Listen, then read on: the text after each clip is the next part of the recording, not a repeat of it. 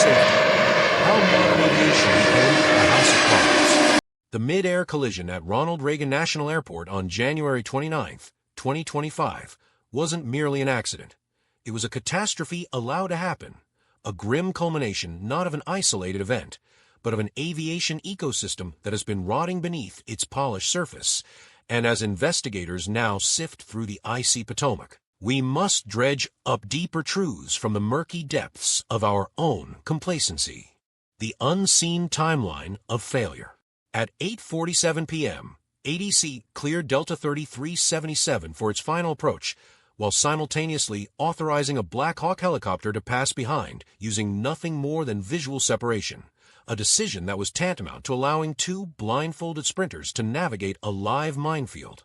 Then, just 2 minutes later at 8:49 p.m., the Black Hawk drifted to 400 feet, breaching its 200-foot altitude limit, yet no automated alerts were triggered, not because the technology failed, but because in a self-defeating irony, we designed these very blind spots. Then, 2 minutes after, at 8:51 p.m., 72 lives were extinguished in a fireball visible even from Arlington Cemetery, a grotesque fireworks display commemorating our collective negligence.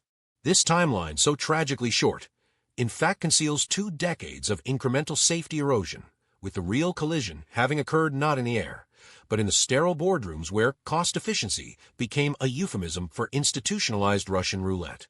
2. The 5 Horsemen of Aviation Apocalypse. The myth of human supremacy.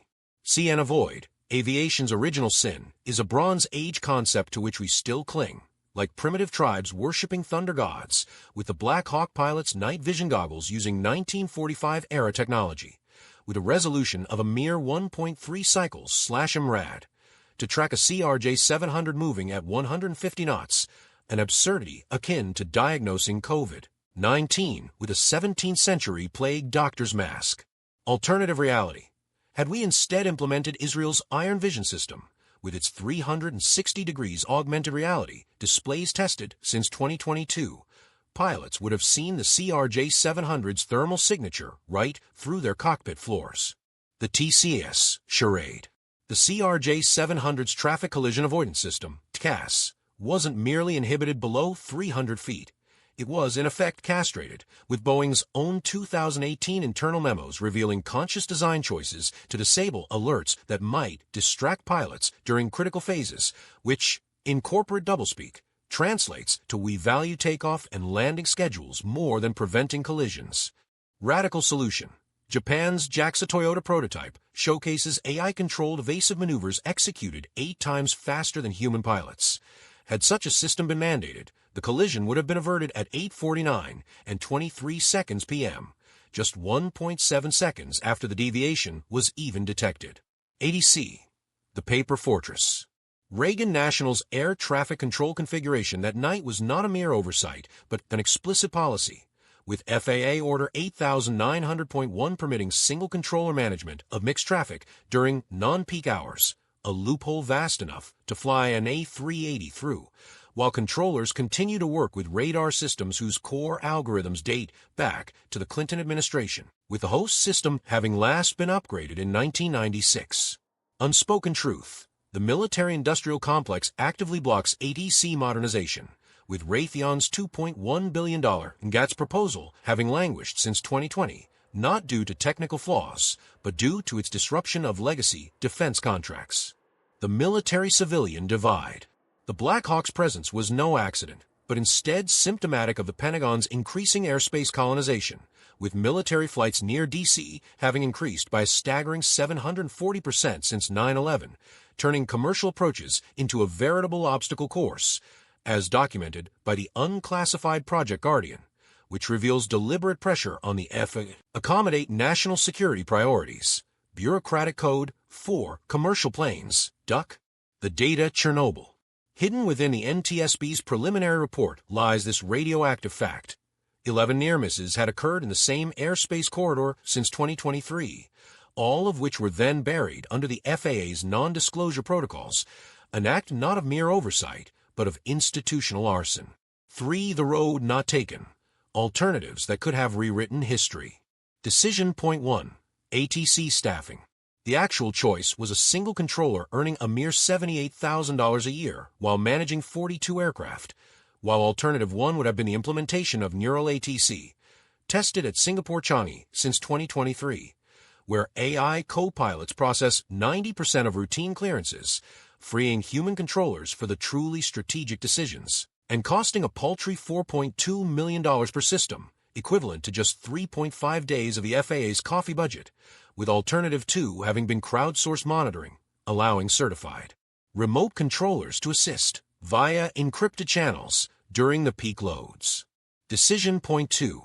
Helicopter Altitude Enforcement. The actual choice was to continue trusting 1980s-era pressure altimeters, while Alternative 1 would have been quantum gravimeter navigation, a Lockheed prototype, which measures gravitational field variations for centimeter-level altitude precision even without GPS, and Alternative 2 would have been a blockchain airspace ledger, with real-time, immutable altitude logging that triggers automatic airspace violations. Decision Point 3. Collision Avoidance.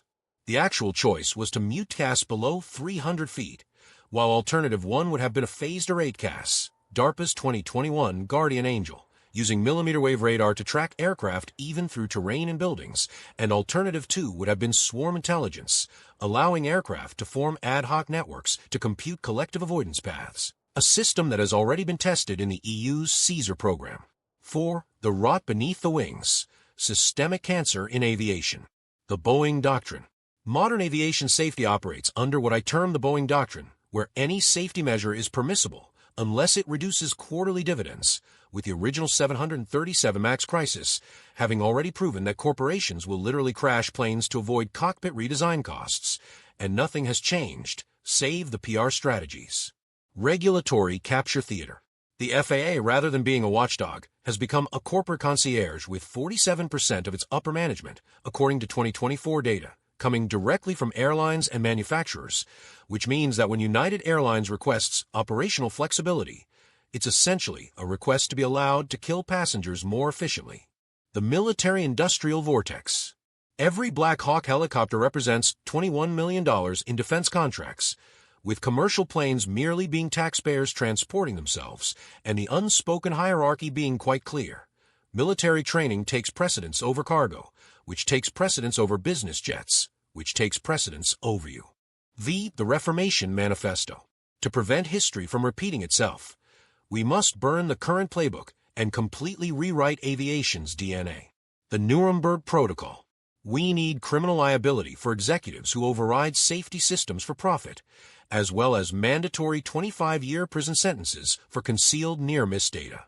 The Tesla transition. We must phase out human pilots by 2030, using SpaceX-grade autonomy systems, and implement neural neural networks, allowing planes to learn in real time from every global flight. The airspace revolution. We need to demilitarize civilian corridors, ensuring that there are no military flights within 50 miles of major airports, and implement 4D trajectories, altitude plus time, managed by quantum computers. The X-ray regulator. We must replace the FAA with an AI-driven authority, utilizing blockchain immutable decision logs, and publicly rank airlines and their safety via live safety stock market indices. The Phoenix Fund. Finally, we need to redirect 10% of defense budgets to aviation R&D, $82 billion per year, which could easily birth anti-gravity propulsion. 6. The uncomfortable truth. We need more crashes. Paradoxically, aviation safety only seems to improve through catastrophe. The 2025 Reagan crash may finally achieve what 37,000 annual highway deaths have failed to do, by awakening society to transportation's Russian roulette reality. And as families bury their victims, we now face an existential choice. Preserve a system where 99.999% safety still means 400 preventable annual deaths, or embrace radical solutions that redefine acceptable risk. The black boxes will soon stop pinging, but the question that will remain is whether we will continue romanticizing flight as a modern marvel while its gears grind human flesh, or instead confront the brutal math, which dictates that true safety demands dismantling capitalism's death cult.